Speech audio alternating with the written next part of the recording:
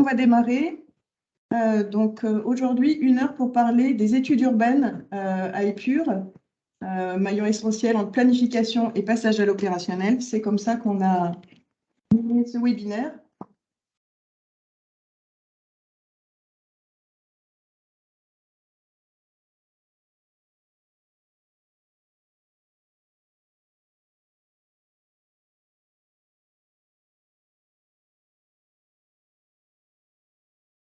Alors, on l'a nommé un petit peu. Donc, on va vous parler aujourd'hui des études. L'agence, vous connaissez surtout son aptitude à travailler sur des études de planification. On propose aussi d'accompagner tous nos adhérents sur d'autres thématiques, dont celle du projet urbain. C'est vraiment pour nous un maillon un petit peu entre la planification et le passage à l'opérationnel. On va vous proposer un retour d'expérience sur une dizaine d'études qu'on a conduit récemment à l'agence. Le défilement avec cette souris. On est en petit calage technique, on va y arriver. Voilà, merci. Il faut appuyer dessus. Sur la flèche. Et avec la petite souris, voilà. Je vais faire défiler. Daniel, tu pourras faire défiler. Voilà, donc ce qu'on vous propose aujourd'hui, c'est vous présenter 10 études urbaines. Elles sont repérées sur cette carte ici. Donc, on va vous montrer des petites, des grandes études. On va commencer par 2 exemples de petites villes de demain. Donc, on voit qu'on est au nord du département, sur le territoire de la Coplère. On sort du département puisqu'on a une présentation de Sainte-Sigolène. L'intérêt ici, c'est surtout un retour d'expérience. On ne va pas rentrer dans le cœur de chaque étude, ce serait trop long. On va surtout vous les présenter selon l'axe un petit peu de comment on vous accompagne dans les études urbaines. On va faire ce webinaire à 3 voix. Moi, je suis Laurent Ponsonnet, je suis responsable du pôle aménagement cadre de vie durable à Épure. Donc, on charge de toutes les questions aussi d'études urbaines et de projets urbains. À côté de moi, Chantal Constantin, qui travaille dans la même équipe et qui a fait de nombreuses études urbaines, prendra le relais. Et aussi à côté de nous, Daniel Zobel, spécialiste mobilité à l'agence, présentera quelques études. Alors, la question, c'est une question qui nous a été souvent posée, mais comment passer de la planification à l'opérationnel, comment accompagner, vous accompagner dans cette transition. Alors là, il y a un petit défilé, Chantal. Voilà, et on se dit que les études urbaines, ça peut être un maillon assez essentiel, justement pour faciliter ce passage entre planification et passage à l'opérationnel.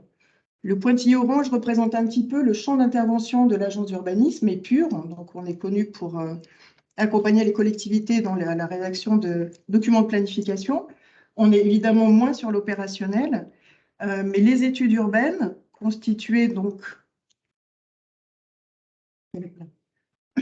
les grandes étapes d'une étude urbaine, c'est diagnostic, définition du projet, faisabilité. Donc ça, c'est assez classique. Et dans cette approche un petit peu d'aide à la planification, c'est surtout une façon un petit peu soit les documents d'urbanisme existent et l'étude urbaine les interprète, et c'est aussi une façon d'aider à l'élaboration de documents d'urbanisme quand ils sont en construction. Concernant le passage à l'opérationnel, une étude urbaine facilite aussi le passage, l'accompagnement de la maîtrise d'ouvrage dans le lancement du volet opérationnel d'une étude.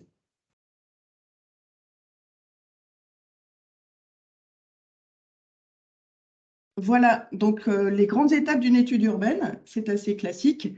En général, on discute avec vous du cadrage de la question posée, on le traduit par un nombre de jours d'études qui est inscrit au programme partenarial de l'agence.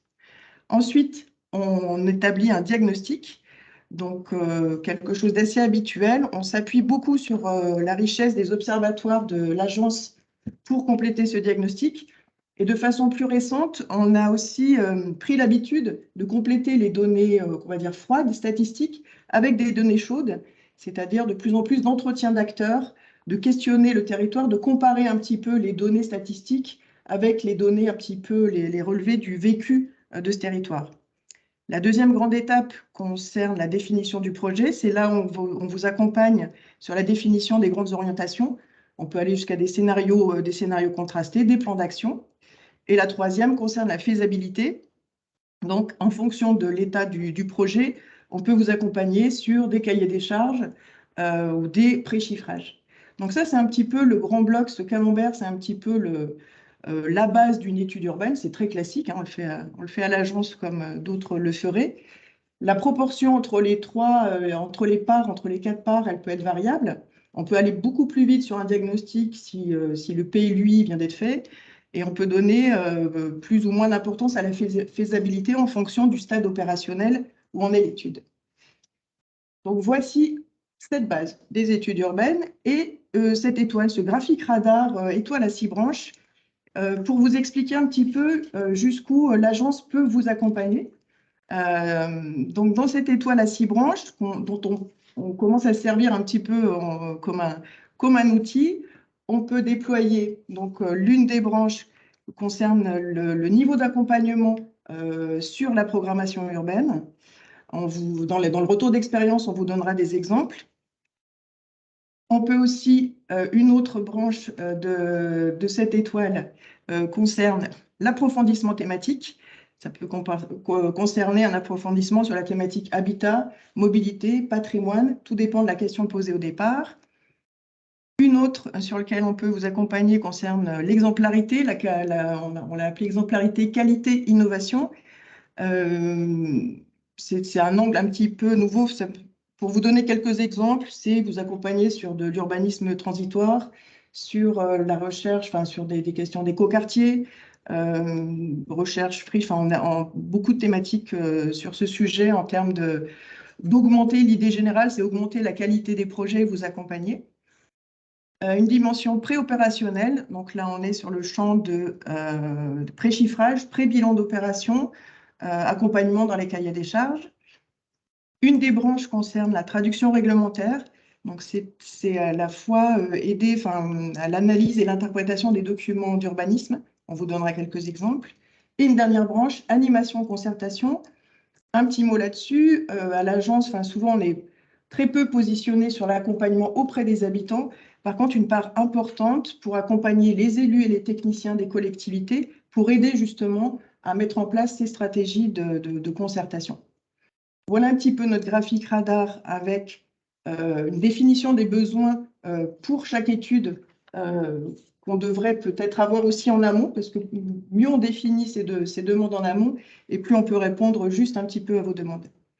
Pour vous donner juste quelques exemples de quand on dessine ce graphique radar, à quoi le dessin que ça donne un petit peu. Juste l'exemple là d'une étude Saint-Barthélemy-Lestra où on était vraiment dans le préopérationnel et le chiffrage. Voilà le petit dessin. Et sur une étude plus prospective, donc là on est sur l'exemple par exemple de Firminy, où là on n'est pas allé sur le préopérationnel, il était bien trop tôt. Par contre, on est allé très loin dans la programmation urbaine et dans les approfondissements thématiques.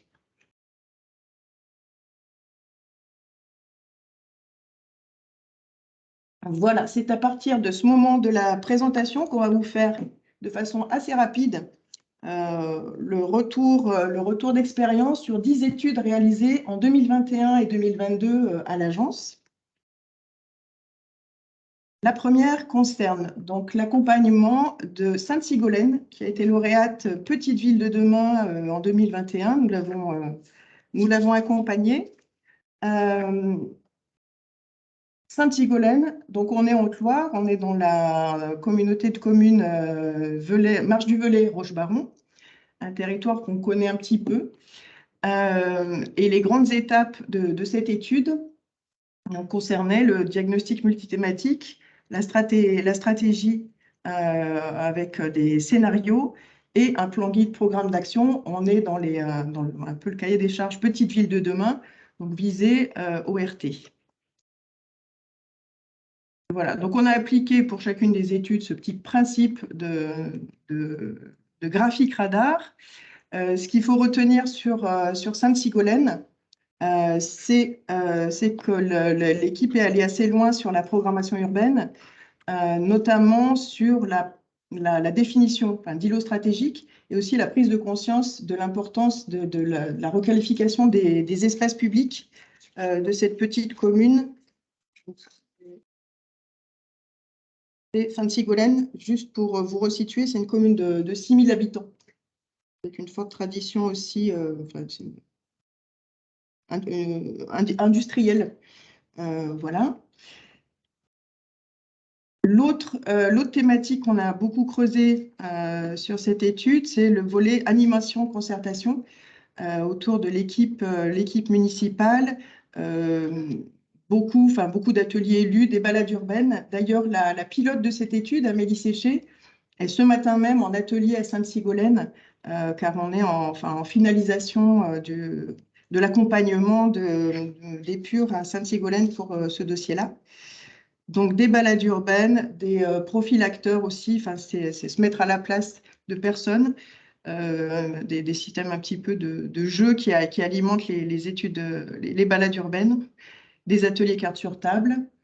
Voilà. Donc, au final, si on avait un point fort à retenir pour cette étude pour Sainte-Sigolène, c'est surtout la co-construction du projet avec l'équipe municipale. Donc, un fort accompagnement de la commune et des techniciens sur la découverte et la définition un petit peu des enjeux. L'identification de secteurs prioritaires îlots stratégiques, donc assez classique dans une démarche PVD, et la prise de conscience de l'importance à valoriser les espaces publics de la commune. Voilà, donc l'étape là, c'est un dossier, c'est une étude qui est en cours de finalisation. Existons ce matin en atelier et la visée, c'est la signature de la convention de l'ORT pour cette petite ville PVD. Voilà, autre exemple, un accompagnement donc en 2021 et 2022 des PUR auprès de la communauté de communes Pays entre Loire et Rhône, qu'on appelle tous COPLER. Donc là, il s'agissait de l'accompagnement de 4 communes. Donc il s'agit de Neulise, Saint-Just-la-Pendue, Saint-Symphorien-de-Lay, Régny, des communes qui ont entre 1003 et 2000 habitants chacune. Pareil, lauréate de la démarche Petite Ville de demain. Donc là, on a accompagné à la fois la communauté de communes, évidemment la COPLER, et chacune des 4 communes.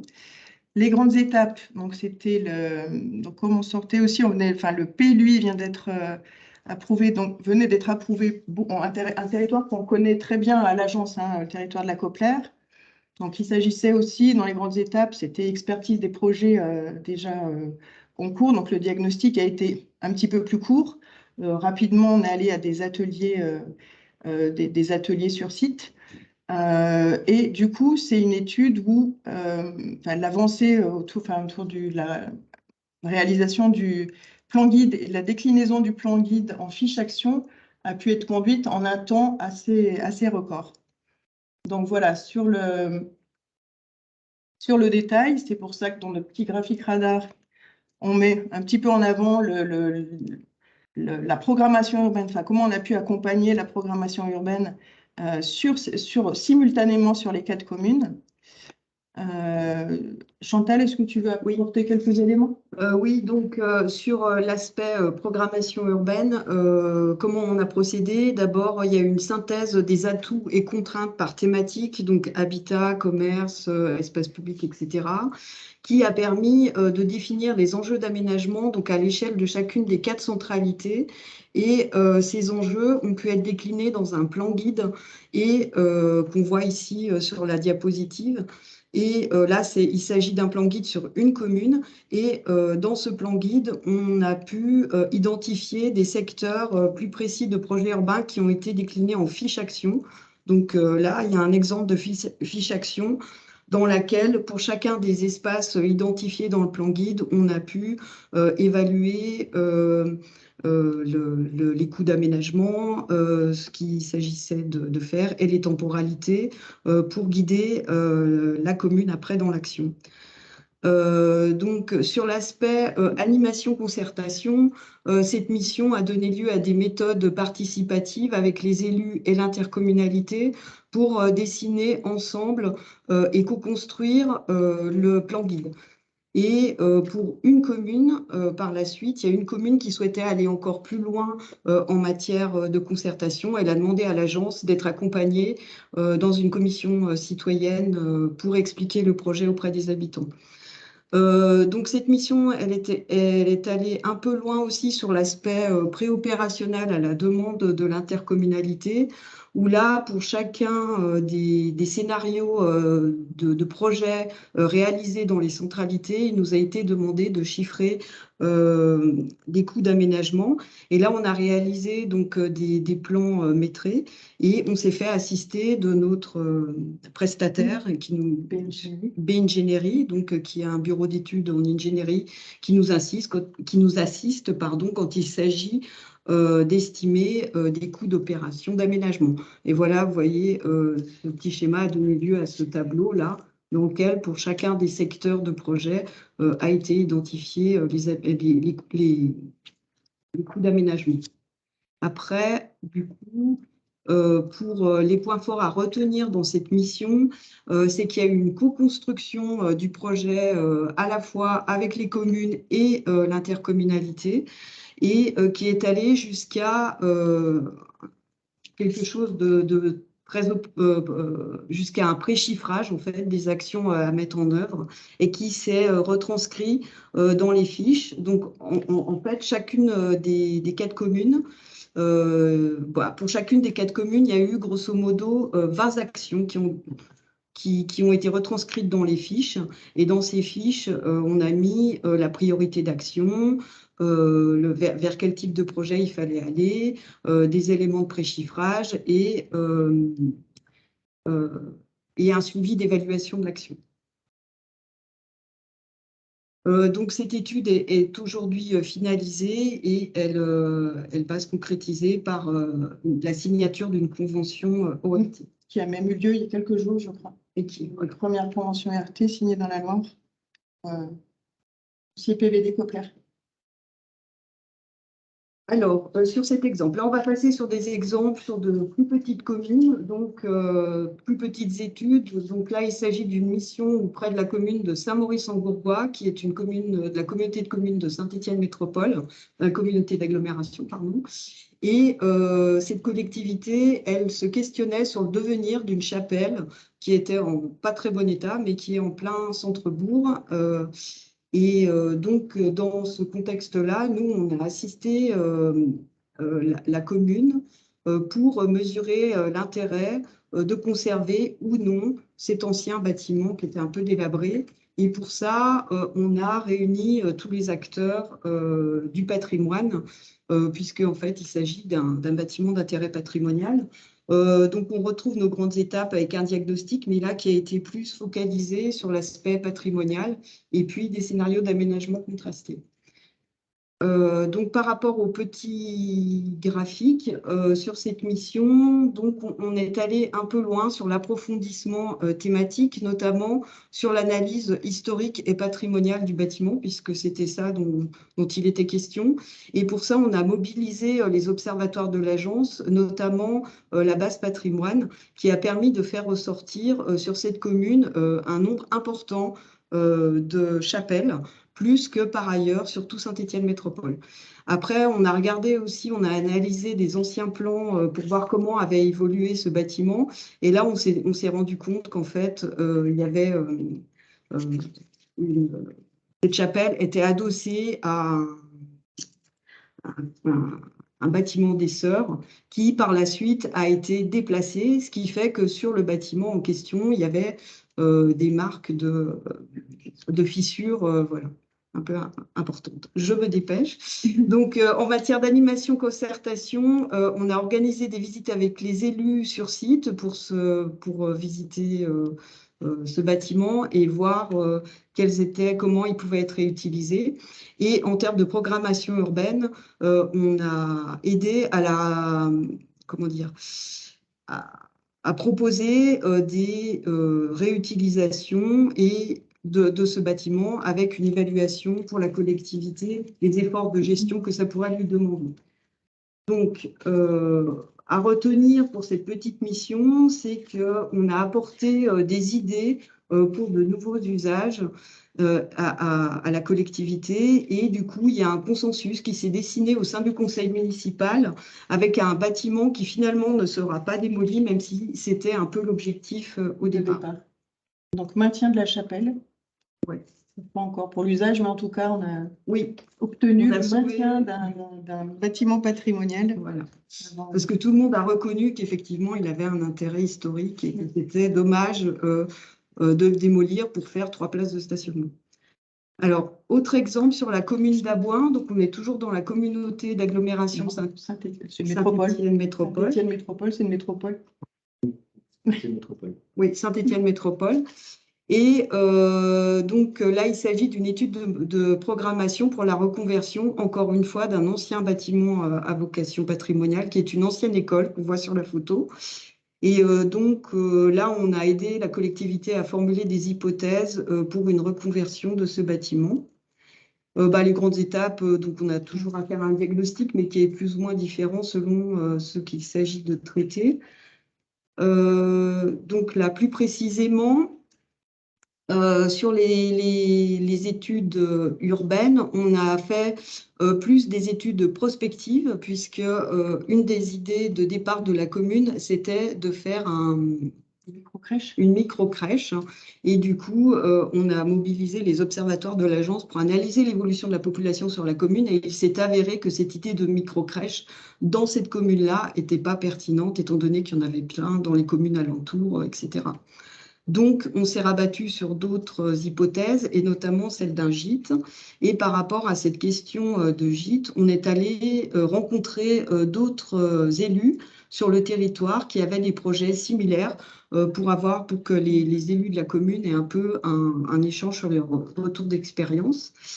Et on a partagé aussi ce projet avec Saint-Étienne Métropole. Et du coup, sur l'aspect préopérationnel, la commune, effectivement, elle s'est dit, bah oui, c'est pas mal d'aller vers un gîte. Donc, on est allé plus finement sur le projet de réhabilitation du bâtiment pour ça. Et là aussi, il y a eu des éléments de préchiffrage. Et en fait, l'étude a permis de réaliser des recommandations pour transformer ce bâtiment vers un gîte. Et l'étude pourrait être une base pour l'obtention de subventions par la suite pour ce type de projet. Et donc, ce qu'il faut retenir sur cette mission, c'est qu'Épure a permis d'apporter un éclairage sur la programmation grâce à une mise en lien avec des acteurs locaux et un échange entre élus. Et avec de bonne expérience entre élus, je trouve ça intéressant. Et avec l'intercommunalité et l'Office du tourisme. Autre exemple un peu plus classique d'études urbaines sur une petite commune, là encore, c'est Saint-Barthélemy-l'Estral, là on est à Forêt-Est, et c'est une étude de faisabilité sur un tènement dégradé en centre-bourg. Et là, on a travaillé en lien avec Epora pour coordonner les actions d'acquisition foncière préalablement à une opération de logement au cœur du village. Donc là aussi, on retrouve les grandes étapes classiques de réalisation d'une étude urbaine. Et là, on est allé loin sur plutôt les aspects préopérationnels. Donc, en termes de diagnostic, il y a eu un approfondissement thématique, notamment on est allé recenser sur le terrain l'état du bâti, la vacance, le foncier, etc., pour permettre d'aller un peu loin dans la définition du projet. On a réalisé, donc, à la fois avec la commune, avec Epora, des scénarios d'aménagement contrastés qu'on est allé présenter au bailleur social aussi pour avoir son point de vue sur ça. Et à la fin, donc, il y a eu un pré-bilan d'opération qui a été fait pour évaluer les dépenses et les recettes pour guider un peu la commune dans la faisabilité, mais aussi Epora et le bailleur social. Donc, ce qu'il y a à retenir là sur cet accompagnement, c'est qu'on est allé assez loin sur les aspects préopérationnels, notamment avec l'estimation de préchiffrage qui ont permis de réaliser un pré-bilan d'opération en lien avec EPORA. Ensuite, cet exemple, c'est à Virigneux. Là, on est dans la communauté de communes des Monts du Lyonnais et on a assisté la collectivité qui souhaitait faire un écoquartier en extension immédiate de son centre-bourg. Et donc, comme il s'agissait de construire de nouveaux logements en extension immédiate de ce centre ancien qui a une grande valeur patrimoniale, elle ne voulait pas faire n'importe quoi. Donc, du coup, elle nous a demandé de l'assister pour rédiger en fait des principes qui permettraient d'aller vers la réalisation d'une opération de logement un peu qualitative. Du coup, là, l'accompagnement, on est plus sur l'aspect un peu ce qu'on a appelé exemplarité que qualité, avec un éclairage plutôt sur les modes de consultation qu'on pouvait mener enfin, vers quel mode de consultation aller pour aller vers la réalisation d'un lotissement enfin, d'un secteur d'habitat de qualité. Et là, en discutant avec les élus se sont orientés plutôt vers un concours. Donc, pour garantir le maximum de qualité. On a sur l'aspect animation, concertation, là encore, on a rencontré d'autres élus pour un partage d'expériences, des élus qui avaient fait des lotissements communaux. Et on a réalisé avec la commune aussi des petites esquisses où on se disait, comme ce site est particulièrement pentu, il est très visible de loin, comment on peut placer au mieux les accès, les implantations des bâtiments, etc. Et puis, on est allé loin, bien sûr, sur l'aspect préopérationnel avec la recherche de références de logements adaptés au contexte de cette commune. Et on a proposé une rédaction d'éléments à verser par la suite dans un cahier des charges de consultation pour aller vers un concours. Donc, à retenir sur cette mission, donc Épure a accompagné la commune sur la notion d'écoquartier. Donc, voilà, on leur a apporté des billes sur cet aspect et sur le mode de consultation possible pour aller davantage vers la réalisation d'une opération qualitative. Et donc, ces éléments vont servir à réaliser un concours puisque c'était le souhait au final de la commune et la commune qui souhaite réaliser un concours, donc en lien avec son intercommunalité. Autre exemple qu'on a retenu dans ce retour d'expérience, c'est l'étude qu'on a conduite en 2021-2022 auprès de la commune de Firminy, troisième commune en taille de Saint-Étienne Métropole, 17 000 habitants, qui souhaitait avoir une vision un peu éclairée des atouts et faiblesses d'abord de son centre-ville. Donc tout ça, c'est traduit un petit peu par un accompagnement assez long d'1 an et demi auprès de la commune pour finalement définir son projet urbain à l'échelle communale, à l'échelle municipale.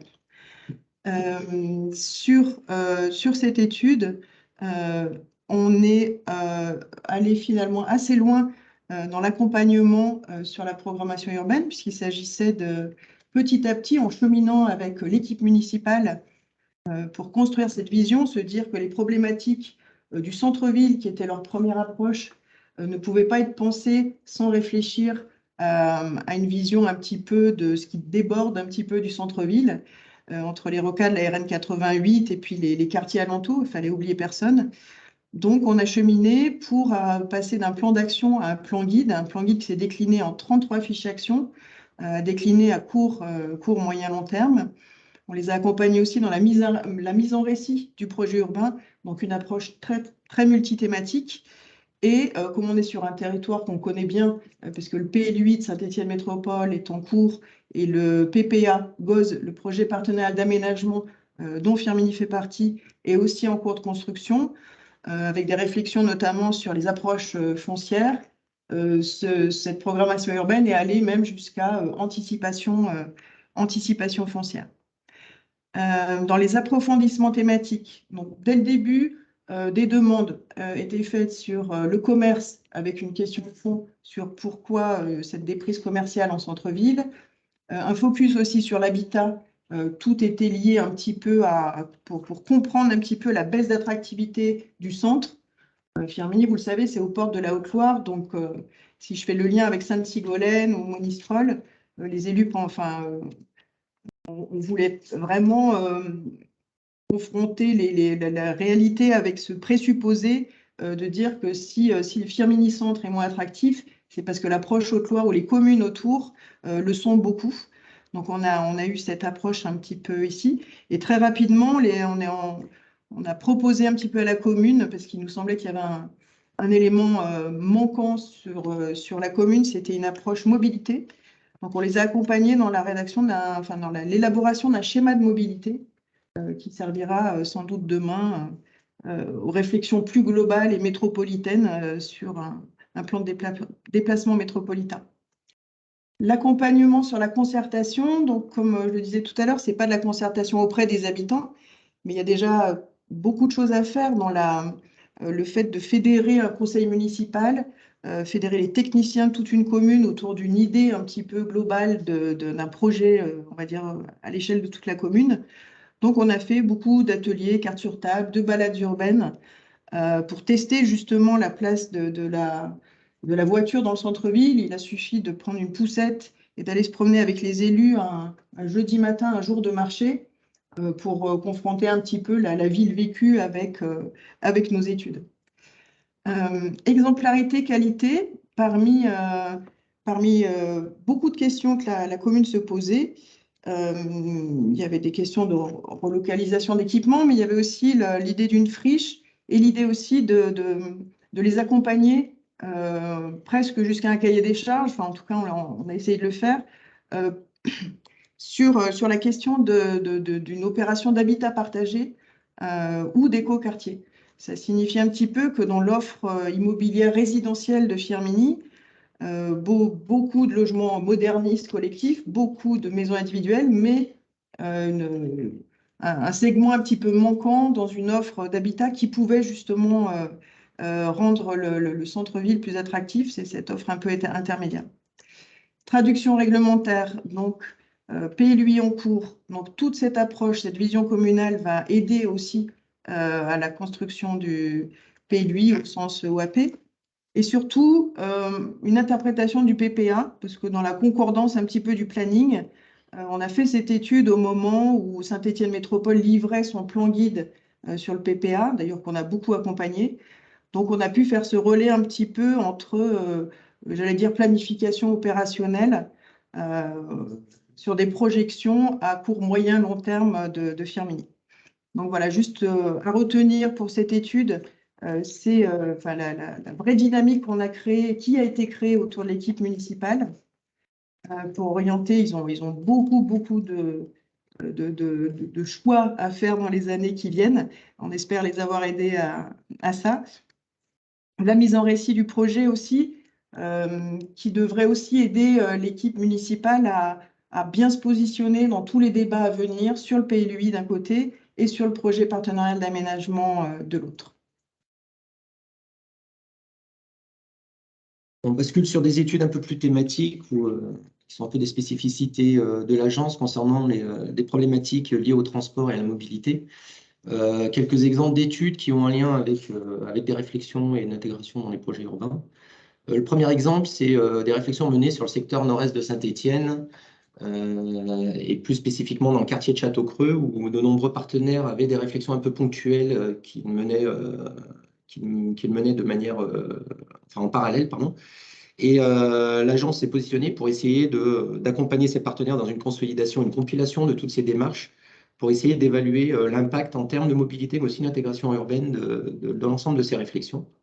Ce qui a conduit l'agence à travailler pendant plusieurs années avec les partenaires tels que Saint-Étienne Métropole, la ville de Saint-Étienne, le PA ou encore l'État sur l'évaluation de ces aménagements à l'échelle du quartier nord-est et du quartier de Château-Creux plus spécifiquement. Les grandes étapes de ces démarches-là, ça a été de réaliser un diagnostic de manière un peu générale de mobilité, mais aussi de valoriser des outils de mésosimulation de trafic par rapport aux hypothèses qui pouvaient être retenues. Et puis d'essayer d'évaluer un peu des scénarios et de proposer des scénarios d'aménagement concernant l'intégration et le développement d'offres de transport collectif dans le schéma de voirie autour du quartier et l'impact de la réalisation d'un projet de parc relais en ouvrage dans le quartier.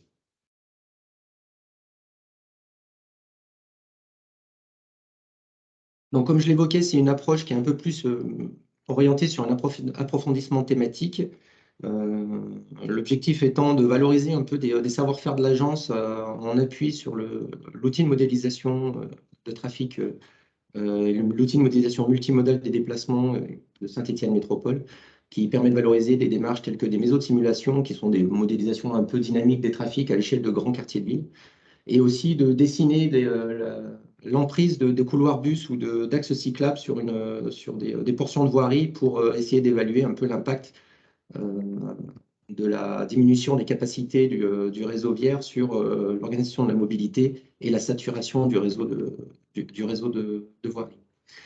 Cette étude a permis aussi de valoriser des savoir-faire tels que l'intégration d'illustrations en 3 dimensions, notamment pour évaluer l'intégration urbaine d'un parking en ouvrage à l'arrière du site de la gare de Château-Creux, donc au nord de la gare de Château-Creux, au regard du contexte urbain et de pouvoir donner une visualisation un peu adaptée de ce type de projet dimensionnant en fonction des hypothèses qui étaient retenues par les partenaires.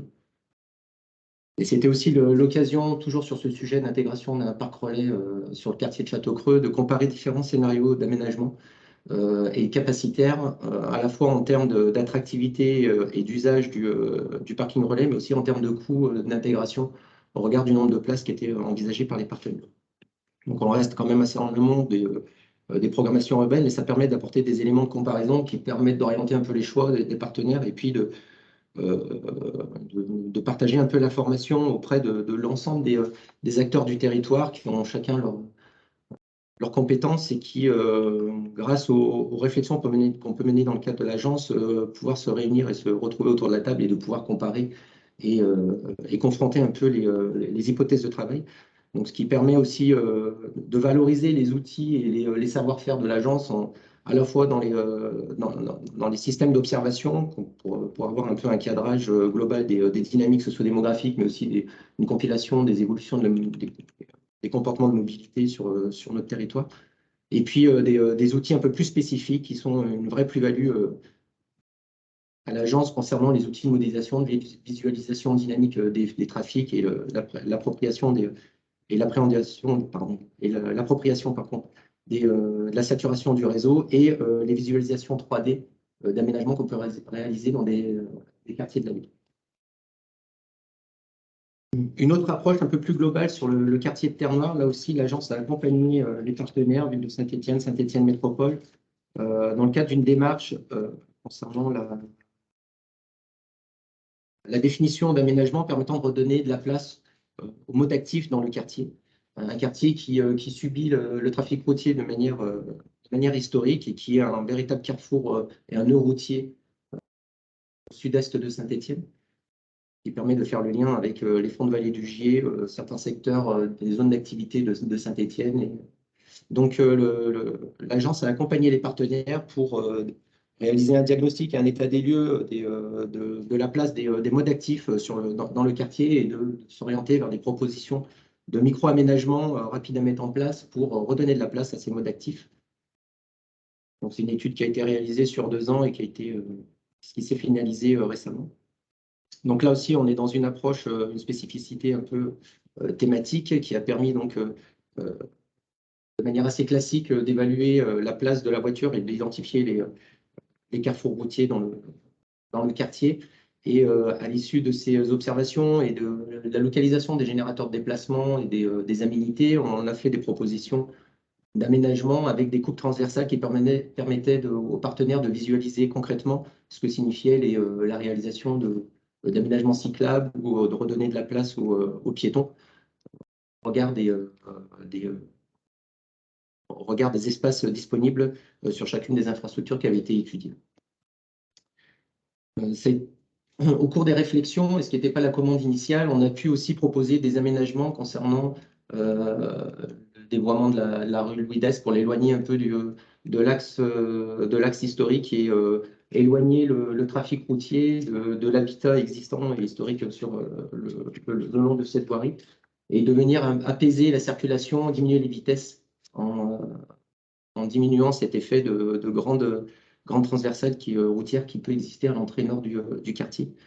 Ça a été aussi l'occasion de re-questionner l'offre de transport collectif et d'exprimer un peu les contraintes sur les hypothèses de travail, notamment en intégrant les contraintes de gération de certains bus qui limitent les possibilités, les scénarios qui peuvent être proposés sur une restructuration de l'offre de transport collectif et qui ont permis d'identifier aussi des besoins de requalification de certaines voiries pour permettre une amélioration de la desserte TC du quartier.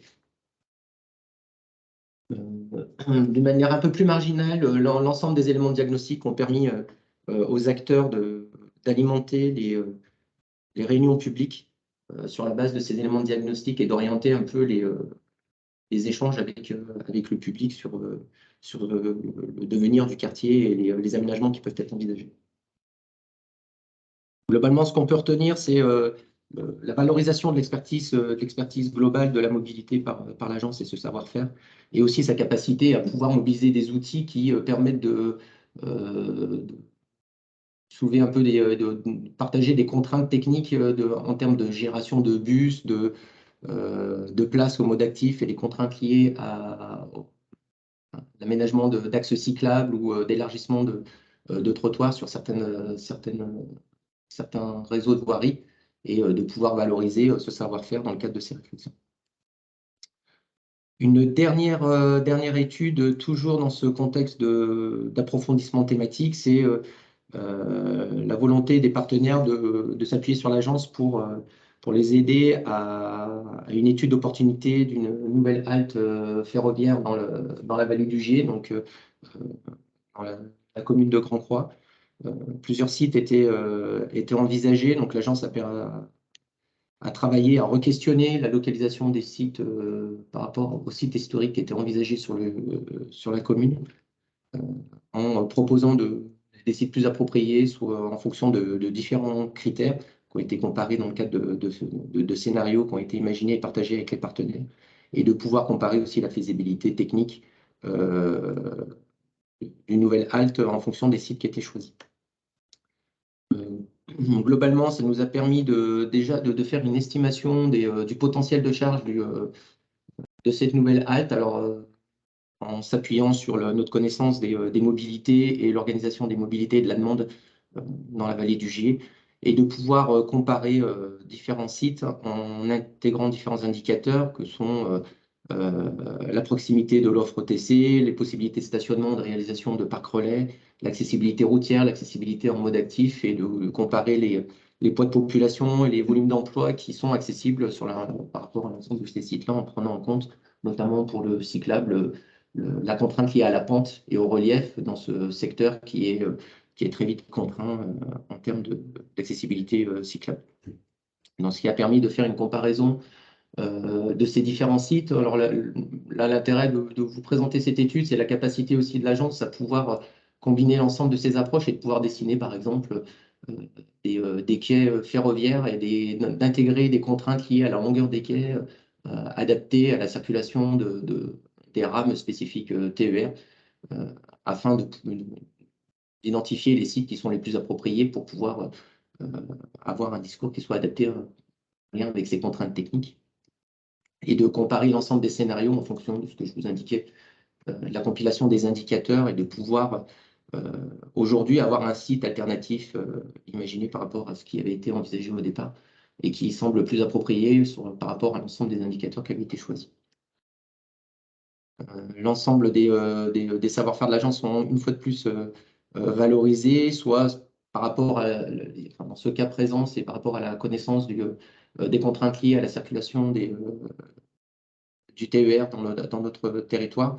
Donc la localisation et le positionnement de quais ferroviaires au regard des largeurs nécessaires et des longueurs nécessaires pour pouvoir les intégrer dans l'espace urbain, mais aussi le dessin de parcs relais au regard des disponibilités foncières existantes, l'intégration de contraintes liées à l'intermodalité ou la recherche d'intermodalité, etc. Donc, tout ça a été compilé et ont permis d'identifier un nouveau site qui aujourd'hui reste dans les lignées des réflexions et des portages locaux. Voilà, on espère, parce que le retour d'expérience sur 10 études choisies un petit peu au hasard, hein, à l'agence sur ces 2 dernières années, vous aurez montré un petit peu l'éventail de nos capacités, compétences à travailler à la fois de façon multithématique, à savoir dessiner les projets urbains, chiffrer, ou pré-chiffrer en tout cas, accompagner les collectivités dans des démarches aussi d'animation, être aussi dans cette innovation, enfin réflexion permanente au service des collectivités, s'adapter aussi aux réalités hein, de chaque territoire, aux réalités aussi budgétaires de chaque collectivité, pour répondre au mieux à ces questions. Tout ça, on le fait un petit peu dans le cadre des grandes lignes, un petit peu de la construction du programme à l'agence, où vraiment mettre en avant les réflexions, enfin tout ce qui peut intéresser le collectif des partenaires. C'est ce que nous faisons souvent. Et même dans ces petites études urbaines par rapport à certains documents de planification, on peut dire que c'est des petites études urbaines, on fait toujours jouer le partenariat. Si c'est la commune qui vient avec une question, on fait le lien avec le PCI, on fait le lien avec tous les autres adhérents, DDT. Enfin, on essaye de mettre en lien, l'agence est aussi ce lieu de croisement et aussi un petit peu de percolation des retours d'expérience. Comme l'a dit tout à l'heure Chantal, une expérience à Saint-Didier-sur-Rochefort, une rencontre créée avec des élus à Abouin qui ont la même problématique sur le devenir d'un bâtiment, comme dans beaucoup de communes. Ça parle de revitalisation de centre-bourg, une ancienne école, pas assez d'enfants, qu'est-ce qu'on fait, un gîte communal. Donc il y a aussi cette dimension-là. Voilà, il nous reste 10 minutes pour, alors on vous l'avait dit dès le début, hein, le chat, enfin, le question-réponse se passe un petit peu par écrit. On va essayer de regarder les questions que vous avez posées. Tout d'abord répondre à... Oui, et puis sur la question, est-ce que ce PowerPoint vous sera transmis?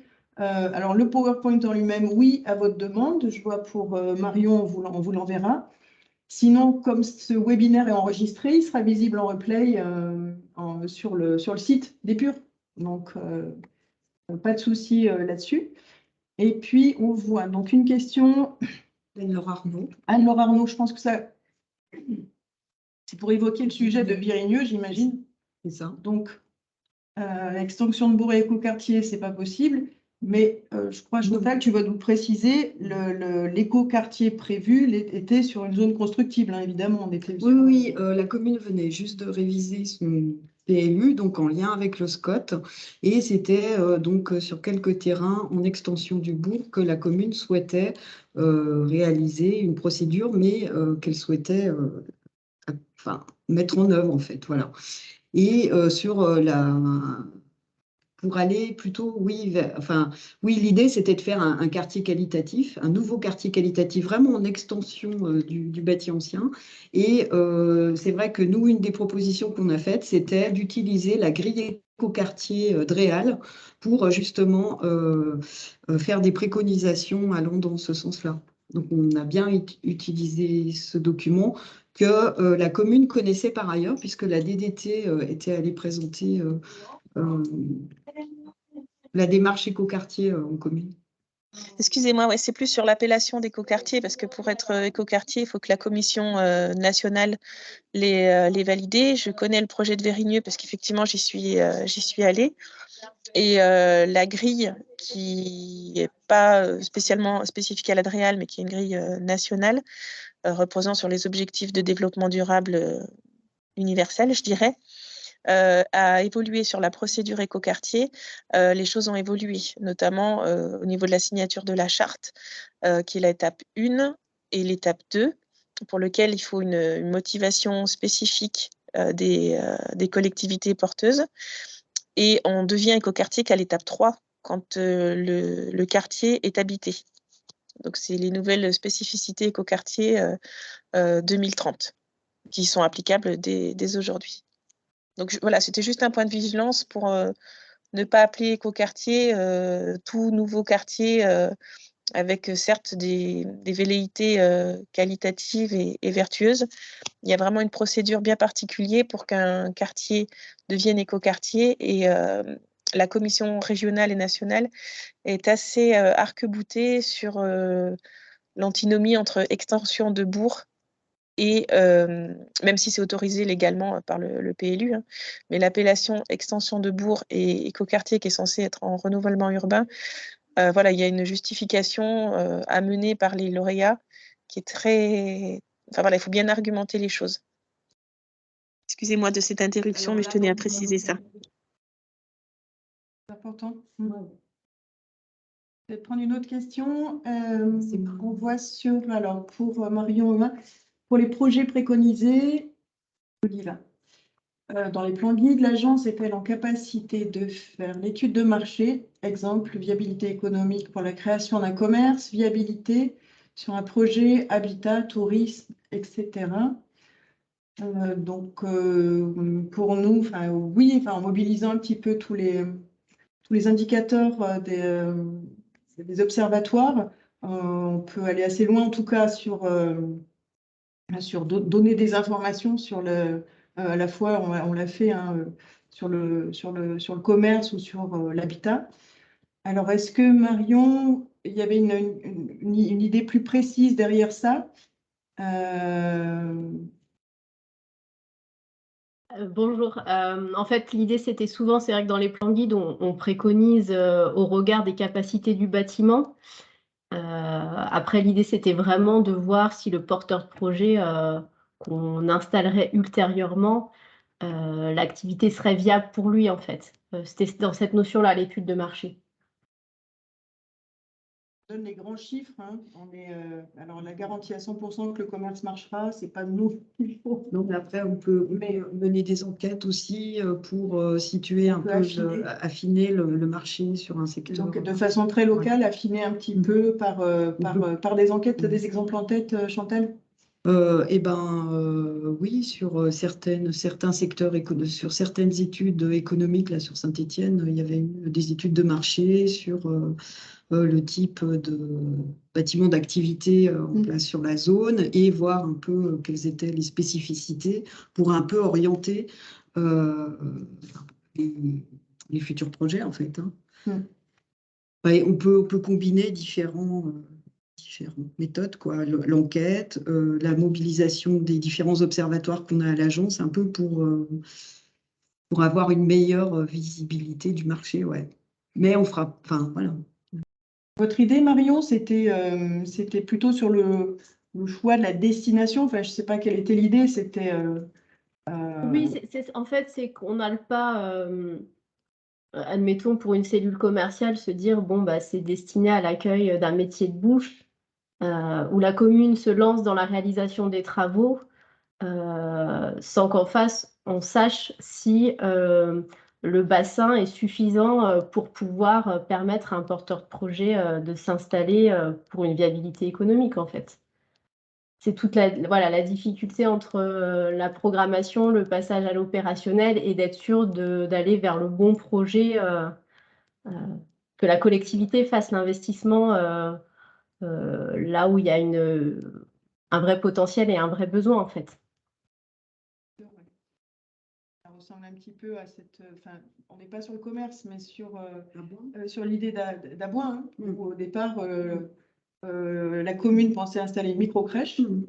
Et c'est vraiment une approche très fine des indicateurs sociaux, démographiques, naissance de la commune, et surtout d'avoir étendu l'analyse à d'autres communes très proches, pour voir qu'il y avait une offre un peu petite enfance qui était, là c'est là où on a fait aussi mouliner nos logiciels distance, élargir un petit peu la focale, qui ont orienté après en se disant, tiens, en discussion avec la commune, ah oui, une micro-crèche, c'est pas viable, c'est pas la bonne idée, partons sur autre chose. Et très bien, c'est voilà, exactement dans ce sens-là que ma question a été posée. Merci. Merci à vous. Voilà, je vois qu'il est 29. Est-ce qu'on voit dans le chat d'autres questions qui ont été posées? Il est temps. Est-ce que Il y a Émilie Frata, là, qui est notre documentaliste, là, qui dit que le PowerPoint ainsi que le replay du webinaire seront disponibles sur notre site d'ici la fin de la semaine et vous seront également envoyés. Voilà, ben, écoutez, merci à Madame Bess et non, il y a peut-être des questions ou des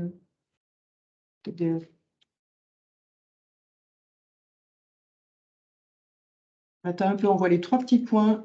Simplement, donc Madame Bess, simplement pour dire intéressant cette revue de projet sous format webinaire. Merci Madame Bess. Nous, on a pris grand plaisir à le faire parce que finalement, on est tous chacun à fond dans nos études urbaines, notre quotidien. On n'a pas si souvent l'occasion, même nous en Internail Pur, de croiser, de faire un retour d'expérience sur comment tu l'as fait, comment tu as travaillé avec les élus, comment tu as travaillé avec les techniciens.